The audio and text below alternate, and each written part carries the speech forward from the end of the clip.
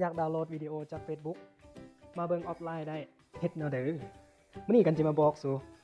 ว่าวิธีการดาวน์โหลดมันก็บ่ยากดอกสำหรับคนที่บ่ฮู้ไปเฮ็ดนำเลยเด้อก่อนอื่นสำหรับ Android เนาะเราก็ต้องเข้าไปที่ Play Store จากนั้นพิมพ์คำว่า Facebook Download แล้วมาดาวน์โหลดตัวนี้ติดตั้งไปเลยถ้าแป๊บหนึ่งจริงๆมันก็มีหลายตัวอยู่แต่จะมาแนะนำก็สิมาแต่มื้อนี้จะมาแนะนำตัวนี้ให้เบิ่งตัวนี้มันเสื่อง่ายแต่มื้อนี้จะมาแนะนำตัวนี้ให้เบิ่งตัวนี้มันเสื่อง่ายดีกำลังติดตั้งถ่ายอีกนึงแป๊บเดียวติ๊กต๊อกหลังจากที่เราติดตั้งสำเร็จเนาะเราก็เปิดเลยเปิดปุ๊บวิธีการดาวน์โหลดก็คือเราสามารถใส่ Facebook ส่วนตัวเราล็อกอินเข้าก็ได้หรือว่า Copy Link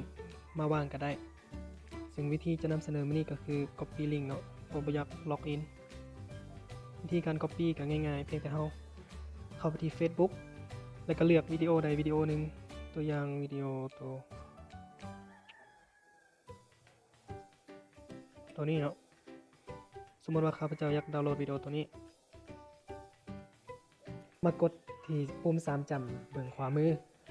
กดปุ๊บมันจะมีคำว่าคัดลอกลิงก์จากนั้นเรากดคัดลอกลิงก์คัดลอกสำเร็จแล้วเราออกไปเปิดแอปตัวดาวน์โหลดวิดีโอนั้นแล้วก็วางลิงก์กดดาวน์โหลดอนุญาตเนาะจากนั้นมันจะมีให้เลือกว่ามีภาพคมชัดแล้วก็ SD แล้วก็ HD ถ้ามันบ่มีก็บ่พบจากนั้นเราก็เลือกตัวที่เราต้องการกดดาวน์โหลดเสร็จสมบูรณ์แล้วจากนั้นเราก็เบิ่งได้เนาะทำส้มสำหรับวันนี้ก็สิจบเพียงเท่านี้แหละเด้อสำหรับคนที่อยากได้วิดีโอจาก Facebook มาเบิ่งออฟไลน์เวลาบ่มีเน็ตสินะสำหรับเบิ่งได้ข้อดีของการดาวน์โหลดวิดีโอจาก Facebook มันก็คือขนาดมันจะน้อยบ่กินนาทีโทรศัพท์เท่าไหร่สินะถ้ามักก็กดไลค์ถ้าใช่ก็กดแชร์เด้อ